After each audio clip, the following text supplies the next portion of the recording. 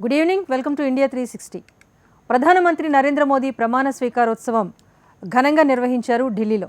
మంత్రులు సైతం ప్రమాణ స్వీకారం చేశారు. మోదీ ఆధ్వర్యంలో మూడోసారి ప్రభుత్వం ఏర్పాటైంది.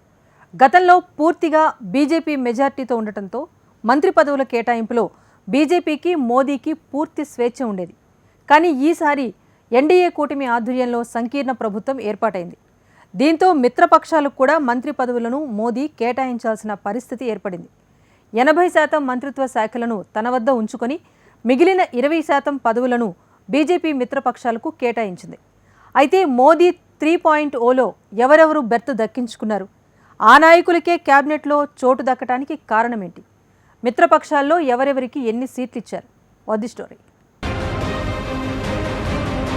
మోడీ క్యాబినెట్లో ఎవరెవరున్నారు? ఏ పార్టీకి ఎన్ని మంత్రి పదవులు దక్కాయి? మళ్లీ క్యాబినెట్లోకి వచ్చిన కీలక నేతలు ఎవరు? భారత ప్రధానిగా నరేంద్ర దామోదర్ దాస్ మోడీ ప్రమాణ స్వీకారం చేశారు.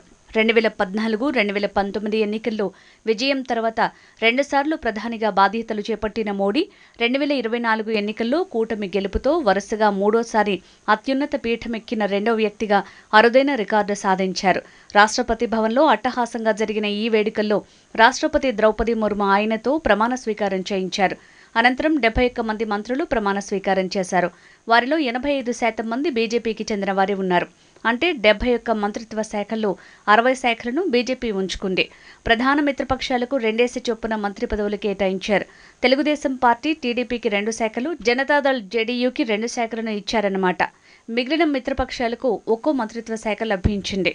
ముందుగా బీజేపీతో ప్రారంభిద్దాం. బీజేపీకి చెందిన చాలా మంది మనకు తెలిసిన వాళ్లే ఉంటారు. ఫస్ట్, రాజ్నాథ్ సింగ్.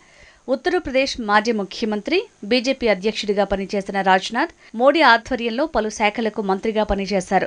మోడీ ఫస్ట్ టర్మ్లో హోంశాఖ మంత్రిగా, రెండో టర్మ్లో రక్షణ శాఖ మంత్రిగా పనిచేశారు. ఆయన యూపీలోని లక్నో నుంచి పార్లమెంటుకు ప్రాతినిధ్యం వహిస్తున్నారు. ఆయనకు మంచి పరిపాలనా అనుభవం ఉంది. అంతేకాదు బీజేపీ నాయకుల్లో అత్యంత కీలకమైన నాయకుడు.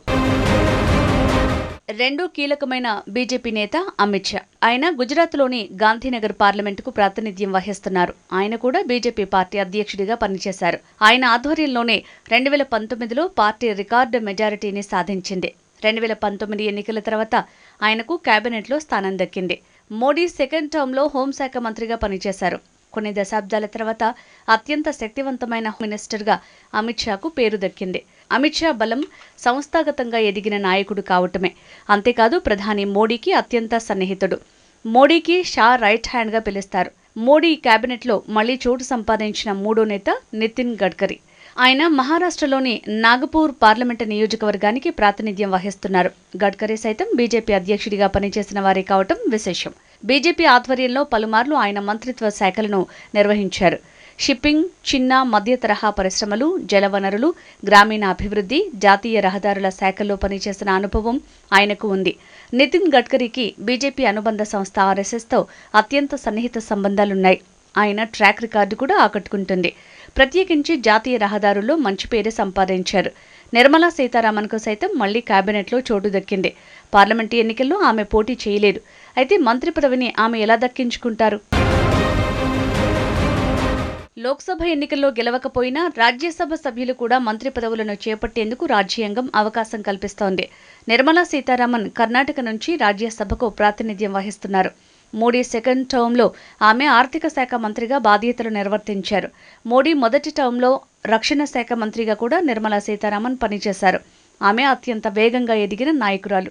2014 వరకు నిర్మలా సీతారామన్ బీజేపీ అధికార ప్రతినిధిగా ఉన్నారు. ఆ తర్వాత తొలి బీజేపీ ప్రభుత్వంలో సహాయ మంత్రిగా పలు శాఖల్లో పనిచేశారు. తమిళనాడుకు చెందిన ఆమె 2017లో పూర్తిస్థాయి మంత్రిగా ఎన్నికయ్యారు. కేంద్ర కేబినెట్లోని అతి కొద్ది మంది మహిళల్లో ఆమె ఒకరు కావటం విశేషం. ఇక రెండోసారి మళ్లీ మంత్రివర్గంలో చోటు సంపాదించిన మరో నాయకుడు పీయూష్ గోయల్.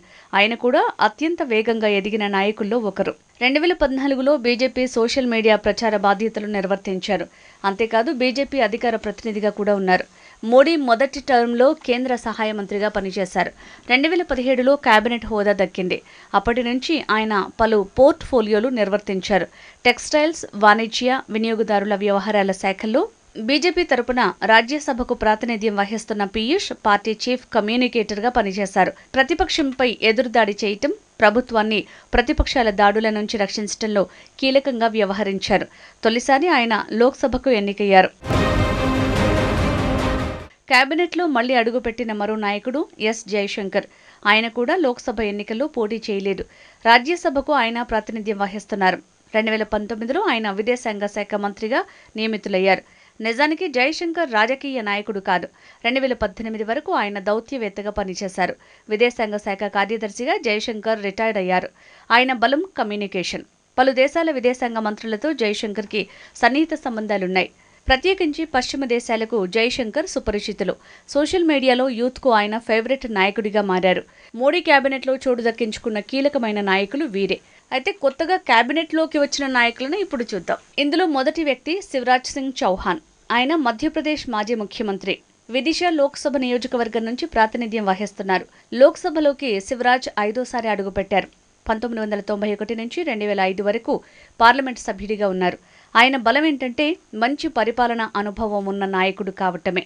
ఆయన ముఖ్యమంత్రిగా 18 ఏళ్ల పాటు పనిచేశారు. పార్టీపై వ్యతిరేకత ఉన్న 2023లో మధ్యప్రదేశ్లో మళ్లీ బీజేపీకి అధికారం కట్టబెట్టడంలో ఆయన కీలకంగా వ్యవహరించారు. అయితే పార్టీ మాత్రం ఆయనకు సీఎం పదవిని ఇవ్వలేదు. ఇక ఎంపీలో మొత్తం 29 స్థానాలను బీజేపీ దక్కించుకుంది. కేబినెట్లోకి కొత్తగా అడుగుపెట్టిన మరో నేత జేపీ నడ్డా. ప్రస్తుతం బీజేపీ అధ్యక్షుడిగా నడ్డా కొనసాగుతున్నారు. త్వరలో పార్టీ చీఫ్ పదవీకాలం ముగియనుంది. మోడీ ఫస్ట్ టర్మ్లో ఆరోగ్య శాఖ మంత్రిగా పనిచేశారు. కానీ 2020లో ఆయనకు పార్టీ అధ్యక్ష బాధ్యతలను అప్పగించారు. నడ్డాకు మంత్రి పదవి కేటాయించడానికి కారణం ఆయన సొంత రాష్ట్రమే కావచ్చు. నడ్డా హిమాచల్ ప్రదేశ్కు చెందినవాడు. ఆ రాష్ట్రంలో కాంగ్రెస్ అధికారంలో ఉంది.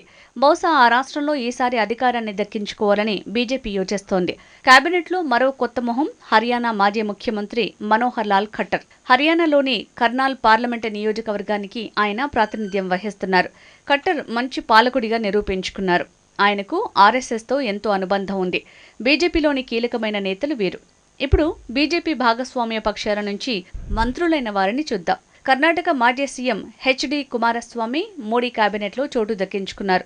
జేడీఎస్ పార్టీ తరపున మాండ్య పార్లమెంట్ నుంచి ప్రాతినిధ్యం వహిస్తున్నారు. జేడీఎస్ కర్ణాటకలోని ప్రాంతీయ పార్టీ. ఒక్కలిగ సామాజిక వర్గానికి చెందిన కీలకమైన నేత కుమారస్వామి. కర్ణాటకలో ఎన్డీఏ 19 సీట్లను సాధించడంలో జేడీఎస్ కీలక పాత్ర పోషించింది. కేబినెట్లో అడుగుపెట్టిన మరో భాగస్వామ్య పార్టీ నాయకుడు చిరాగ్ పాస్వాన్. ఆయన లోక్ జనశక్తి పార్టీ చీఫ్. బీహార్లోని హాజీపూర్కి ప్రాతినిధ్యం వహిస్తున్నారు. బీహార్లో ఎల్జేపీ పోటీ చేసిన 5 స్థానాల్లో అన్నింటా విజయం సాధించింది. ఆయన తండ్రి కూడా ఎన్డీఏలో మంత్రిగా పనిచేశారు. చిరాగ్కు బీజేపీతో ఎమోషనల్ కనెక్షన్ ఉంది. ఇక టీడీపీ నుంచి కొత్తగా కేబినెట్లోకి వచ్చిన మంత్రి రామ్మోహన్ నాయుడు. ఆయన ఏపీలోని శ్రీకాకుళం పార్లమెంటు నియోజకవర్గానికి ప్రాతినిధ్యం వహిస్తున్నారు. 36 ఏళ్ల వయసులో కేంద్ర కేబినెట్లో చోటు దక్కించుకున్న తొలి యువ మంత్రి ఆయనే కావటం విశేషం. ఆయన వయస్సును చూసి తక్కువ అంచనా వేస్తే పప్పులో కాలేసినట్టే. లోక్సభలో ఇప్పుడు ఆయన 3వ అడుగుపెట్టాడు. టీడీపీకి 16 పార్లమెంట్ స్థానాలు దక్కాయి. మోడీ అధికారంలో కొనసాగేందుకు అత్యంత కీలకమైన భాగస్వామి టీడీపీ. ఇది మొత్తం మోడీ కోర్ టీం. వీరితో పాటు జ్యోతిరాదిత్య సింధియా, ప్రహ్లాద్ జోషి, ధర్మేంద్ర ప్రధాన్ సైతం మళ్లీ కేబినెట్లో చోటు దక్కించుకున్నారు.